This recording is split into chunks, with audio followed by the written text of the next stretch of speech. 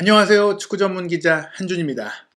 토트넘 허스퍼가 2021-2022 시즌 마지막 홈 경기에서 번리를 상대로 승리를 거두며 프리미어리그 4위 자리를 탈환했습니다. 아직 37라운드 일정에서 4위 경쟁팀인 아스널이 경기를 치르기 전이지만 아스널은 5위인 상태로 뉴캐슬과 원정 경기를 치러야 하기 때문에 토트넘이 원했던 이상적인 시나리오, 이제는 아스널의 심리적인 압박감을 가할 수 있는 그런 상황이 펼쳐졌고요. 무엇보다 아스널이 뉴캐슬을 이긴다고 하더라도 프리미어리그 4위 챔피언스리그 진출권은 최종전에 결정이 되게 됐습니다. 즉 토트넘이 노리치 시티와의 마지막 경기까지도 챔피언스리그 진출의 희망을 가져갈 수 있는 아주 의미 있는 승리를 거뒀는데요.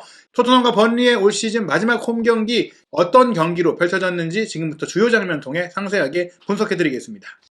토트넘 허스퍼가 번리에 1대0으로 승리했습니다. 한국 시간으로는 5월 15일 일요일 저녁 8시에 열린, 영국 현지 시간으로는 점심시간대 열린 정말 이른 시간에 킥오프한 경기였는데요. 아무래도 아스널과의 격전 북런던 더비를 영국 시간으로는 목요일 밤, 한국 시간으로 금요일 새벽에 치르고 실질적으로 토요일 하루 정도만 쉬고 만으로 이틀이 채 안 되는 그런 일정 속에서 경기를 소화하다 보니까 토트넘 선수들이 초반에는 강력한 모습을 보였지만 시간이 갈수록 지친 모습, 지치다 보니까 또 경기력이 떨어지는 그런 모습들을 보였습니다. 그럼에도 불구하고 전반 추가 시간에 나온 해리 케인 선수의 선제골, 페널티킥 골이 나오면서 번리의 전략, 선수비 후역습을 할 수 없는 그런 흐름을 만들면서 4위 자리를 차지하는 결정적인 승점 3점을 얻었습니다.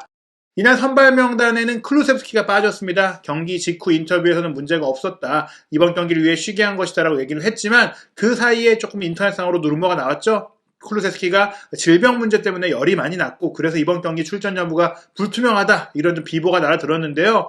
리버풀전을 마치고 나서 로메로가 엉덩이 부상을 당하고 또 레길론까지도 결국에는 시즌아웃 판정을 받으면서 안 그래도 선수층이 두텁지 못했던 토트넘은 더욱더 가용 자원이 줄어든 그런 상황 속에서, 빡빡한 일정 속에서 클루세스키까지 뛸 수 없게 된 부분이 굉장히 안 좋은 소식이었습니다.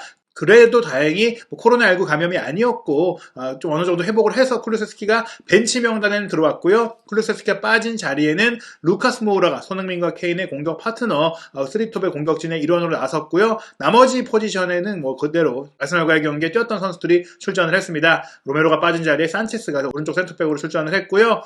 번리가 조금은 이색적인 선발 명단을 내세웠어요. 장신 공격수 197cm의 장신인 네덜란드 대표 선수 바우트 베호르스트가 나올 거라고 예상이 했는데 이 선수가 벤치를 지키면서 반스 선수와 코르네 선수를 투톱으로 내세운 5-3-2 대형으로 경기를 했습니다. 양팀의 선발 포진도를 살펴보면 토트넘 같은 경우에는 전술이 바뀌지는 않았어요. 클루세스키 자리에 모우라가 들어가고 중앙에 케인이 스트라이커, 왼쪽 공격수로 손흥민, 좌우윙백에 세세뇽과 로얄, 두 명의 중앙 미드필더로 호이비에라, 벤탄쿠르가 출전을 했고요. 3백으로는 데이비스, 다이어, 산체스, 로리스가 골문 지켰습니다. 프리미어리그 공식 중계 표기상으로는 막스웰 코르네 선수가 원톱으로 나선 것으로 보이지만 실제로는 왼쪽 측면 공격수인 애슐리 반스가 투톱으로 올라오고 5-3-2 대형으로 맥닐, 코크, 브라운힐이 3명의 중앙 미드필드로 서고 맥닐이 조금 공격적으로 가담을 하고 나머지 선수들은 수비에 좀 치중하는 그런 형태의 경기를 했고요. 무엇보다 이 5백이 중요한데요. 본래 우측 풀백인 로턴이 오른쪽 센터백으로 배치가 되고 로버츠가 오른쪽 이제 윙백인데 실질적으로 윙백처럼 올라가지 않고 오른쪽 풀백의 역할을 하는 더블 풀백, 오른쪽 수비 2명 배치하는 그런 전략을 통해서 손흥민 선수를 확실하게 막아내겠다, 이런 의지를 보였고요. 벤리와 제임스 타코스키라는 2명의 핵심 선수가 부상으로 뛸 수 없는 가운데 콜린스와 이제 롱 선수가 2명의 전문 센터백으로 배치가 되고 왼쪽 풀백으로는 테일러가 나왔는데 말씀드린 대로 공격 가담을 하지 않는 정말 그냥 5백을 쓴 거예요. 3백 축구가 아닌 5-4-1, 5-3-2 대형으로 수비를 했다, 이렇게 보시면 될 것 같고요. 닉 포프가 골문 지켰습니다. 전반 초반 사실 클루세스키가 나오지 못한 것에 대한 아쉬움이 있는데 이런 밀집 수비, 내려선 수비를 상대로는 모우라의 개인 능력이 잘 통할 수가 있어요. 실제로 초반부터 모우라 선수가 우려보다는 조금 더 활기찬 모습과 탈압박 능력, 드리블 능력을 통해서 공간을 창출했고 그런 상황 속에서 케인의 크로스패스가 문전으로 이어지고 손흥민의 침투, 특히 케인 선수가 오른쪽 왼쪽으로 많이 움직이면서 케인 선수의 움직임을 통해 생긴 공간을 손흥민 선수가 파고드는 형태의 플레이를 많이 시도했는데 그렇게 좋은 위치를 찾아 들어간다고 하더라도 말씀드린 대로 5백이었기 때문에 무조건 3명은 최소한 문전에 수비수들이 있었고 또 윙백으로 뛰어야 되는 풀백들이 또 안쪽으로 들어와서 커버를 해주다 보니까 문전이 빼곡했어요. 그러다 보니까 초반에 토트넘의 공격들은 계속해서 수비에 걸리고 말았습니다. 말씀드린 대로 모우라의 돌파력이 그래서 빛났는데요. 전반 7분에는 모우라가 오른쪽 측면을 돌파해서 올린 크로스패스, 세세뇽이 많이 공격적으로 들어와줬고 세세뇽이 문전 경합까지 해줬는데 좀 무산이 되긴 했지만 계속해서 이제 손흥민 선수가 가운데로 들어오고 케인이 좀 프리롤처럼 뒤로 빠져서 움직이고 그 공간을 세세뇽이 공격 가담을 하면서 커버해주는 그런 수적 우위를 가져갔습니다. 왜 이게 가능했냐면 아무래도 번리 선수들이 공격 숫자를 많이 두지 않고 투톱을 쓰다 보니까 측면 공격이 거의 없었어요. 맥니리 선수가 측면에 있다고 하더라도 안으로 들어와서 이제 플레이메이커에 가깝게 플레이를 했기 때문에 측면을 파고드는 선수가 없기 때문에 토트넘의 윙백들이 조금 상대적으로 자주 측면에서 전진하고 문전까지 진입할 수 있는 그런 형태가 됐습니다. 전반 9분에도 모우라의 패스가 좋았는데요. 모우라가 왼쪽으로 전환 패스를 넘겨준 것을 세세뇽이 헤더로 떨궈줬고 케인 선수가 빠져들어가면서 헤딩 슈팅을 하려고 했는데 수비가 달라붙어 있다 보니까 또 케인 선수가 아무래도 좀 최근에 강행군 속에 지친 면이 있다 보니까 몸을 쓰는 데 있어서 좀 둔탁한 모습이 있었어요. 아쉽게 헤더가 무산이 됐고요. 전반 11분에는 벤탄쿠르의 스루 패스를 받은 모우라가 2선 라인 사이에서 공을 딱 받고 바로 슈팅 때린 것이 이제 수비를 막고 이제 빗나가는 상황이 됐고요. 이어진 코너킥 상황에서 좀 허를 찌르는 플레이가 나왔습니다. 손흥민 선수가 이날에는 그 문전으로 직접 붙이는 코너킥이 아니라 주고받으면서 직접 크로스를 올리거나 슈팅하는 패턴을 많이 했거든요. 지금 장면도 손흥민 선수가 세세뇽에게 짧게 내주고 세세뇽이 다시 밀어주고 손흥민 선수가 니어 포스트를 그대로 겨냥한 슈팅을 때려는 골을 노릴 수 있는 그런 플레이를 했는데 포프가 선방을 했습니다. 곧바로 1분 뒤에는 벤탄쿠르의 이제 오른쪽 전환 패스를 모우라가 받아서 돌파하고 크로스 패스 올린 것 케인이 헤더까지 연결했지만 포프의 정면으로 갔거든요. 이처럼 번리가 아무래도 내려서서 플레이하다 보니까 토트넘 선수들이 윙백이 많이 올라가지고 3톱 공격수가 안쪽으로 들어와주고 호이비에르와 벤탄쿠르도 조금 공격적으로 플레이를 할 수 있게 되다 보니까 상대 지역을 지배하고 빌드업으로 뭔가 만들어가는 상황. 근데 이 빌드업이 아무래도 빼곡한 상태다 보니까 사이드 전환, 좌우 측면을 활발하게 흔들어주면서 결국에는 문전에서 모우라의 이제 드리블 능력을 좀 활용하는 그런 상태를 통해서 상대 선수 한두 명을 벗기고 공간을 만드는 그런 플레이가 계속 나왔고요. 그래서 전반 15분에도 모우라의 돌파에 이어서 벤탄쿠르의 패스가 나오고 벤 데이비스가 중거리 슈팅을 때리는 장면이 나왔어요. 슈팅이 조금 이제 가운데로 쏠려서 무산이 됐는데 계속해서 이제 모우라의 움직임을 통해서 기회가 나타났습니다.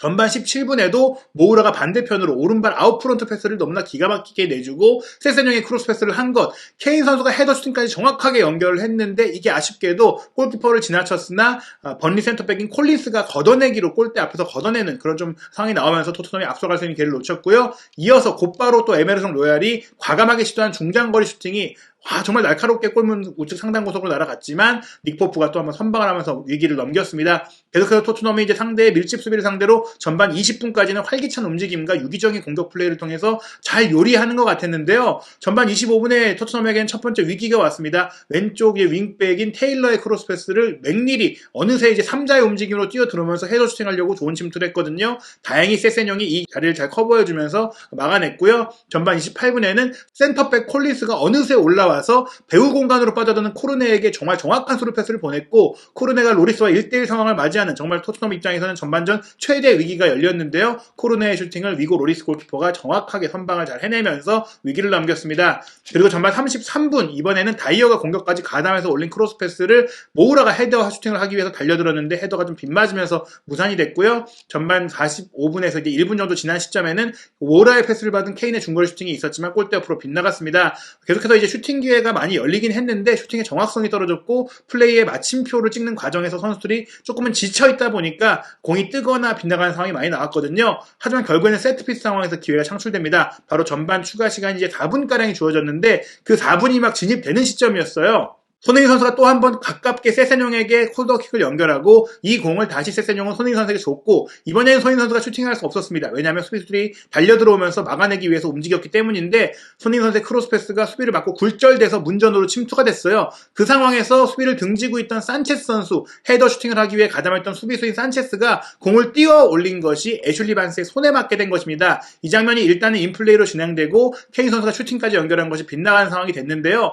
그리고 나서 갑자기 주심이 경기를 잠깐 멈추게 돼요. VAR 신호가 들어왔기 때문인데 VAR을 체크한 결과 산체스가 이제 뛰어 올린 공이 부자연스러운 핸드볼에 걸린 것이다. 공이 와서 맞았다기보다는 사실 공을 손을 들지 말았어야 되는 장면에서 손을 들었기 때문에 산체스가 뛰어 올린 공을 저지했다. 이것은 명확하게 페널티킥이 나올 수밖에 없겠죠. 그래서 페널티킥이 선언이 됐고 이 과정에 체크 시간이 좀 오래 걸렸어요. 그래서 추가 시간이 4분이 주어졌지만 막상 케인 선수가 킥을 할 때는 8분 정도의 추가 시간이 지난 시점에 진행이 됐고요. 케인 선수가 침착하게 왼쪽 하단 한 구석으로 때려 넣으면서 성공시켰고, 토트넘은 고전할 수 있었던 전반전에 득점하지 못하고 끝날 경우에는 후반전에 경기 운영이 어려워질 수도 있고 부담감이 커질 수 있고 번리가 이제 오히려 공격을 나올 수 있는 그런 흐름이 될 수가 있었는데, 전반 종료 직전에 이렇게 1대0 리드를 잡을 수 있는 골을 넣으면서 완벽하게 전반전을 마쳤다고 할 수 있겠습니다. 전반전 기록 살펴보면 토트넘이 13개의 슈팅을 때릴 정도로 주도적으로 경기를 했죠. 번리는 슈팅 하나밖에 없었고 그중에 하나가 유효 슈팅이 되긴 했지만 그 방면이 바로 코르네의 슈팅이었죠.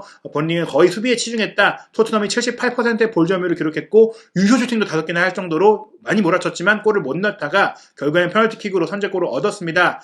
후반전 시작과 함께 번리는 이제 따라가야 되는 상황이 됐기 때문에 공격을 시도했는데요. 후반 2분 만에 맥닐의 왼발 프리킥 크로스를 수비수인 이제 케빈 롱이 헤더 슈팅으로 연결한 것이 골대 옆으로 아슬아슬하게 빗나갔고요. 후반 5분에도 맥닐의 왼발 프리킥 크로스를 수비수인 콜린스가 헤더 슈팅으로 연결했지만 이게 높이 뜨면서 무산이 됐습니다. 번리가 이런 세트피스 상황을 통해서 따라잡으려고 노력을 했는데요. 토트넘의 공격도 후반전에 많이 있었어요. 후반 11분에는 케인이 우측에서 시도한 왼발 슈팅, 수비를 맞고 흘러나왔고 다시 한번 이어진 세세뇽의 오른발 슈팅은 크로스바를 크게 넘기면서 아쉽게 좋은 기회가 무산이 됐습니다. 세세뇽이 크로스나 이제 슈팅 과정에서의 정확성이 좀 아쉬운 게 토트넘이 좀 추가골을 넣는데 좀 어려움이 됐습니다. 수비도 잘해주고 열심히 부지런히 움직여주지만 기술적으로 좀 아쉬운 면이 있죠. 후반 12분에도 토트넘은 세세뇽이 좋은 압박을 통해서 좋은 기회를 만들었어요. 이렇게 잘 띄워주고 수비도 잘해주고 전진 수비도 잘해주고 세세뇽이 제 역할을 하고 있는 건 맞거든요. 결국에 세세뇽이 공을 따낸 공을 손흥민 선수에게 패스했는데 손흥민 선수가 이 공을 받는 과정에서 무게중심이 좀 반대쪽으로 쏠려있다 보니까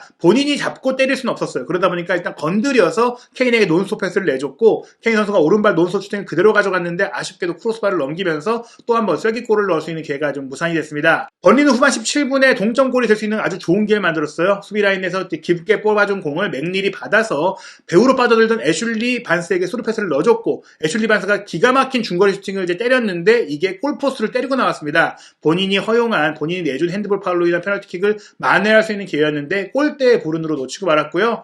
후반 19분에는 손흥민 선수의 코너킥을 벤탄쿠르가 헤더 슈팅으로 연결한 것이 골키퍼 정면으로 향하면서 무산이 됐고 손흥민 선수에게도 득점 기회가 드디어 찾아왔는데요. 후반 20분 손흥민 선수가 기점이자 마침표였어요. 손흥민 선수가 공을 잡고 케인에게 연결해주고 문전으로 침투했고요. 케인은 왼쪽에서 전진한 세세뇽에게 패스했고 세세뇽이 손흥민 선수가 이제 배후에서 들어오는 걸 보고 컵백으로 딱 내줬습니다. 그 공을 손흥민 선수가 논스톱 슈팅으로 연결했는데 조금 이제 강하게 맞지 못했어요. 아무래도 지쳐있던 손흥민 선수인데 그러지만 이게 슈팅이 골대 안으로 향했습니다. 그러나 닉 포프가 몸을 뻗어서 막아내면서 이제 저지했고요.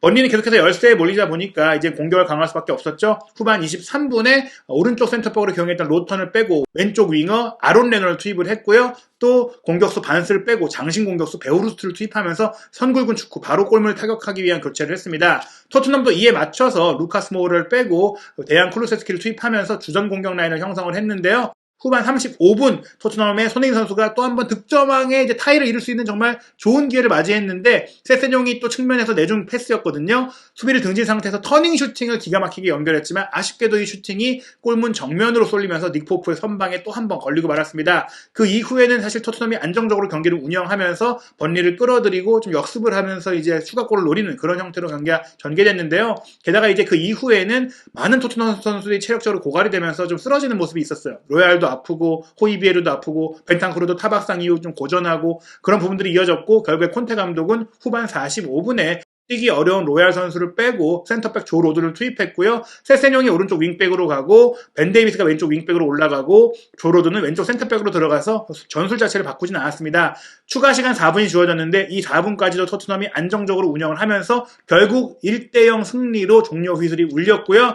현재 37라운드 다른 팀들의 경기가 이어지고 있는데 분명한 것은 토트넘이 이제 68점으로 4위 자리를 차지했다는 것입니다. 3위인 첼시와의 승점 차이도 2점까지 좁혀졌습니다. 물론 첼시의 잔여 일정이 패배하기는 쉽지 않은 상황이긴 해도 만약에 첼시가 남은 두 경기를 다 치고 토트넘이 마지막 라운드 노리시티를 이긴다면 71점으로 최대 3위까지 산술적으로는 노릴 수 있는 상황이 됐고요. 아스널이 만약 뉴캐슬을 이긴다고 하더라도 그래서 69점이 되더라도 마지막 경기에서 에버튼을 못 이기면 토트넘이 4위를 또 차지할 수 있다.